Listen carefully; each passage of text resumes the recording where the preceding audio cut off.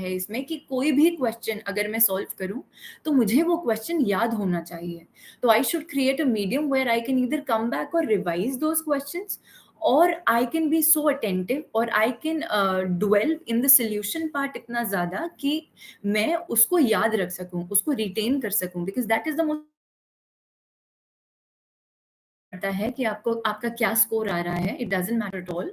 आपको सिर्फ ये देखना है कि कहाँ स्कोर कम आ रहा है और कहाँ आपका स्कोर ज्यादा आ रहा है, because you have to divide your paper into subjects. अगर आपका हिस्ट्री में बहुत कम आ रहा है तो you have to think, or you have to think about what more you have to do in history. For example, आप अपने sources को revisit कीजिए. आप देखिए कि वो क्यों गलत हो रहा है, कि आपने उसको पढ़ा है कि आपको रिवाइज करने की जरूरत है, तो आपको उसको देखना पड़ेगा. You have to go to your basic sources.